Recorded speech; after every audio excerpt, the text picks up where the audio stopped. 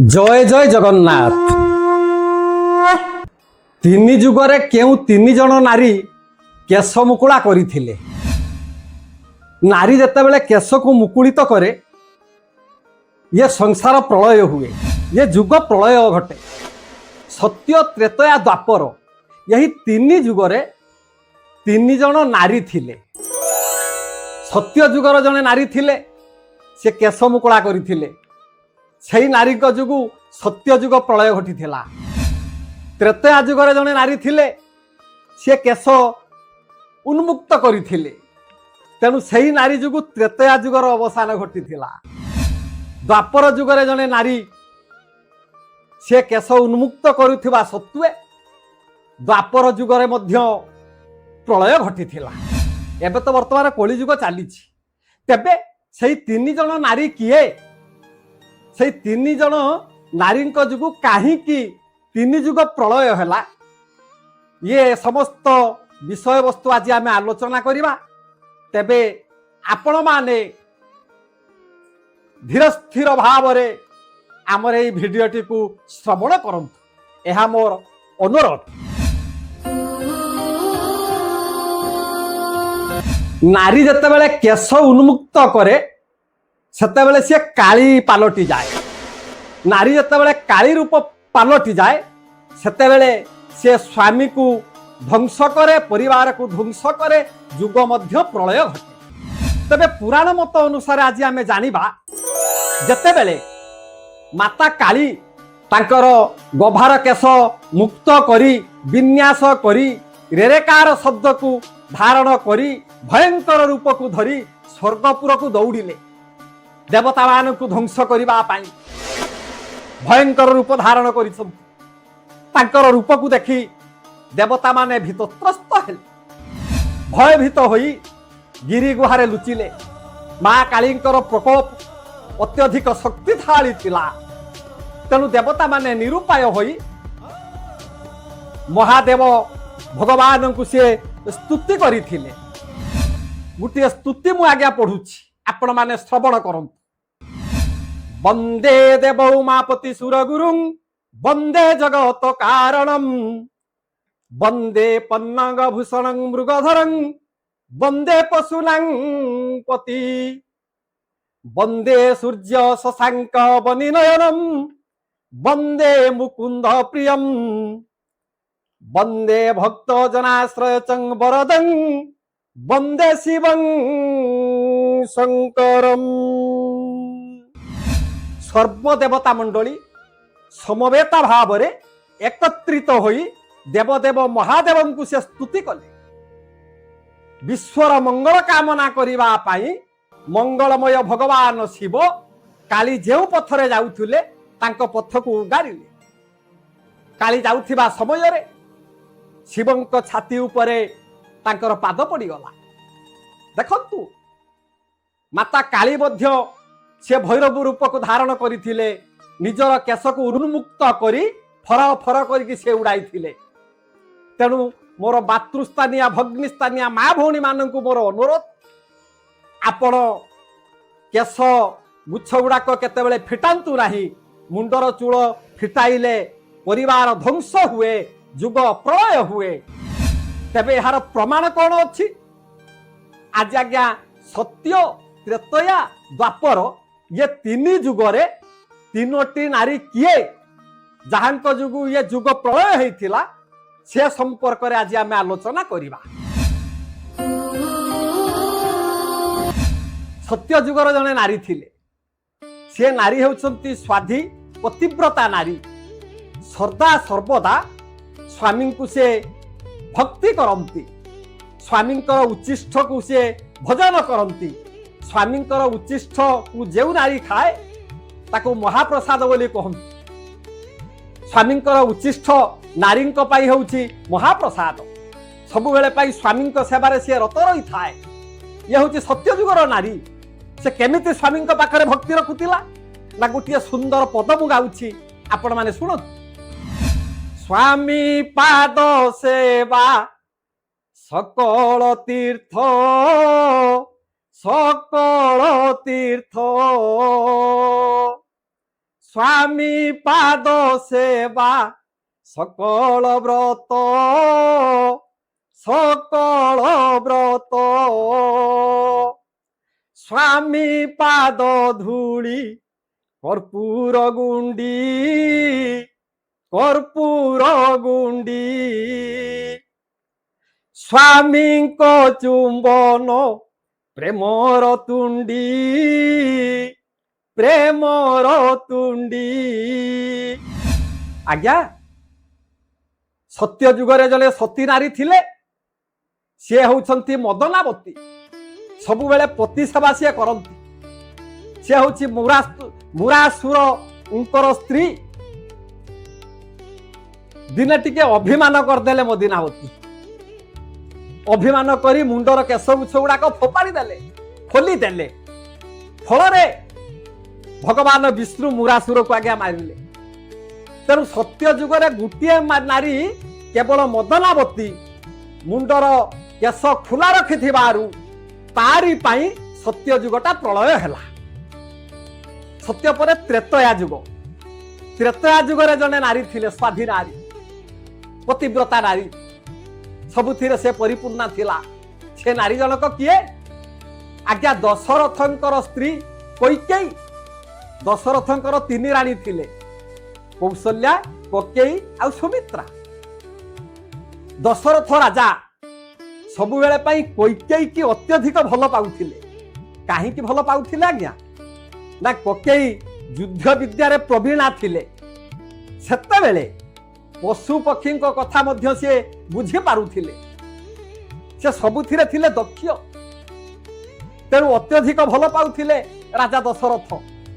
दिने से अभिमान करी निजर केश को मुकुलाई पल दुग्ध फैन न्यू सुकुमल पलंक उपरे सोई पड़ी।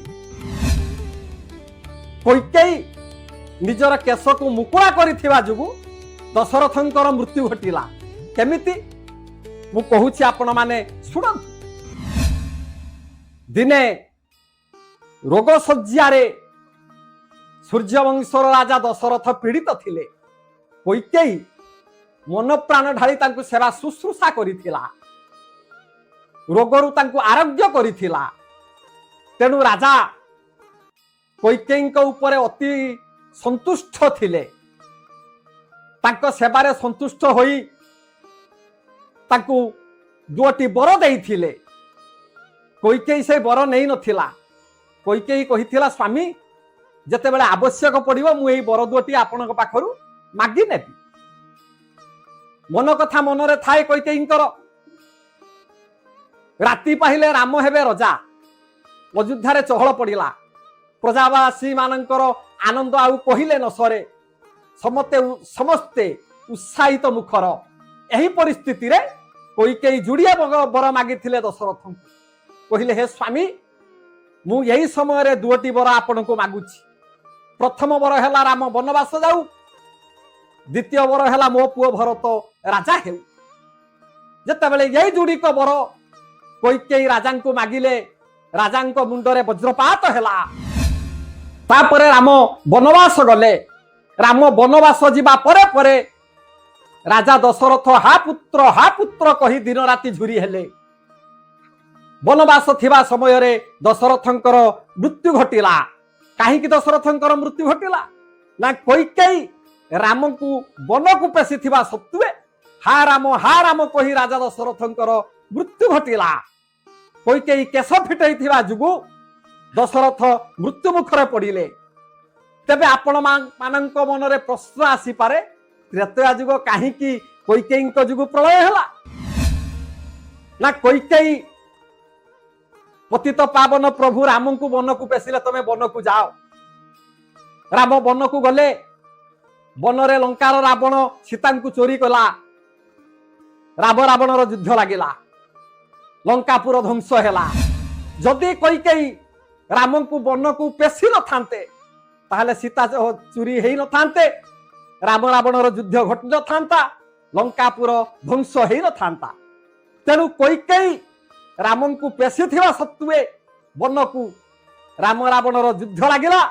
जहा फल रे एई कैकेयी पाई त्रेतया जुग प्रलय हो गला। तेणु त्रेतया जुगल प्रलय हेबार मुख्य नारी थिले कैकेयी। त्रेतया पर आपणकर आसिला द्वापर जुग।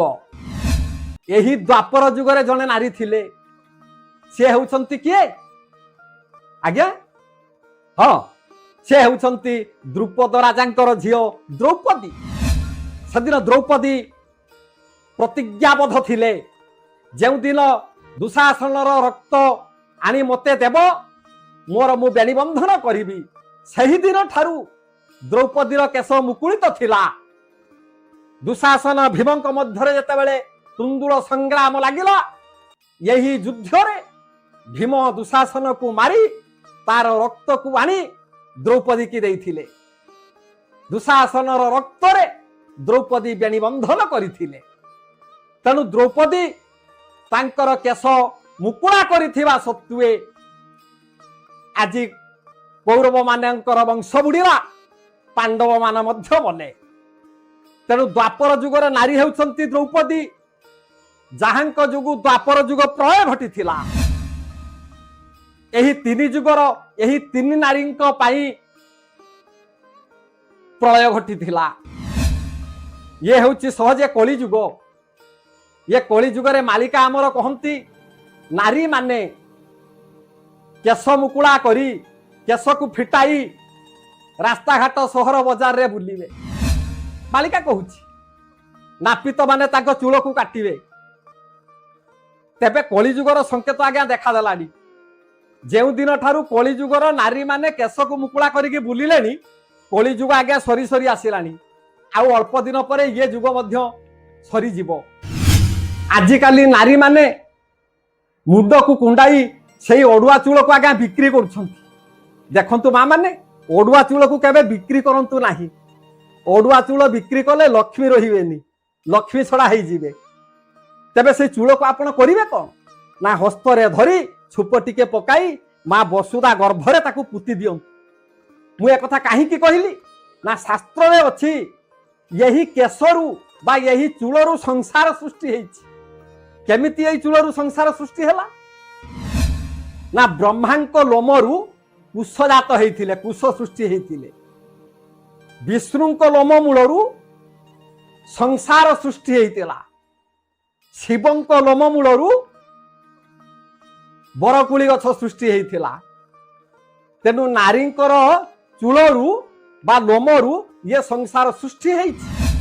भागवत कहिथिले कोन आज्ञा ना ब्रह्मांड माळ माळ होई जालोम कोपे छंती रही। तेनु नारी मां मानक मोर अनुरोध, मो कथा को सुनी मां माने रागिबेनी, कारण जहा पुराण कहूची मु सेया कहूची। आपण माने जानी कि जो कर्मटा करिवे सेथिरे दोष अछि, अजनार जो कर्म करिवे सेथिरे दोष नाही। तेणु मोर अनुरोध मां मानकू आपण माने केश विमुक्त करंतु नाही, केश खुला रखंतु नाही। केश खुला रखिले स्वामींकर विपत्ति पड़े, संसार प्रलय हुए, परिवार क्षति घटे। हो आज्ञा यही तीन जुगर यही तीन नारी पाई संसार प्रलय होइथिला। आज पाई मु रहुछि, पुणी आसंता भिडियो रे आपणक सहित साक्षात हेबो। मु रहिली। जय जय जगन्नाथ।